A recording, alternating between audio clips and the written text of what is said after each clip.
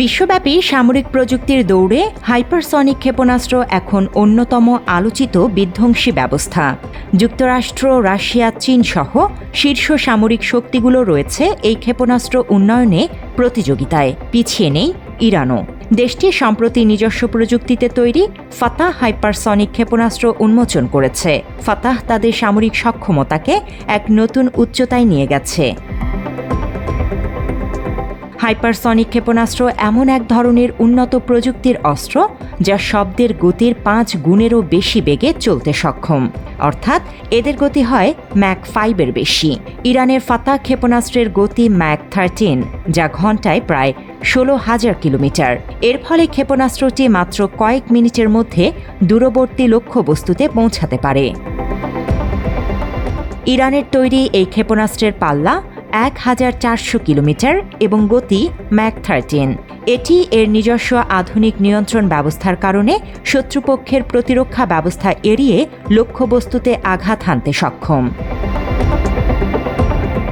Fattah ক্ষেপণাস্ত্র উড্ডয়নের সময় গতিপথ পরিবর্তন করতে পারে, যা এটিকে আটকানো প্রায় অসম্ভব করে তোলে। এর প্রপালশন সিস্টেম উন্নত মানের, যা দীর্ঘ পাল্লা ও অতি দ্রুত গতি নিশ্চিত করে। বিশ্বের উন্নত ক্ষেপণাস্ত্র প্রতিরক্ষা ব্যবস্থা যেমন প্যাট্রিয়ট, আয়রন ডোম বা থাড, এগুলোকে হাইপারসনিক ক্ষেপণাস্ত্র ঠেকাতে প্রচণ্ড সমস্যায় পড়তে হয়। কারণ প্রচলিত ব্যালিস্টিক ক্ষেপণাস্ত্র যেখানে পূর্ব নির্ধারিত কক্ষপথে চলে, হাইপারসনিক ক্ষেপণাস্ত্র সেখানে যাত্রাপথে দিক পরিবর্তন করতে পারে।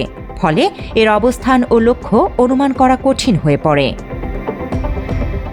মাত্র 30% টাকায় জমির মালিক হয়ে নতুন বাংলাদেশের গড়ে তোলার স্বপ্ন দেখা বাংলা বসতি। বরং এটি একটি কৌশলগত বার্তা বহন করে।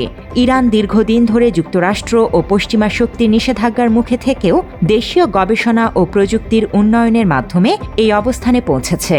ফলে এই অস্ত্র এখন শুধু মধ্যপ্রাচ্য নয়, বরং বৈশ্বিক নিরাপত্তা বিশ্লেষকদের কাছেও আলোচনার বিষয়। ইরানের এই অগ্রগতি মধ্যপ্রাচ্যে কৌশলগত ভারসাম্যে বড় ধরনের পরিবর্তন আনতে পারে।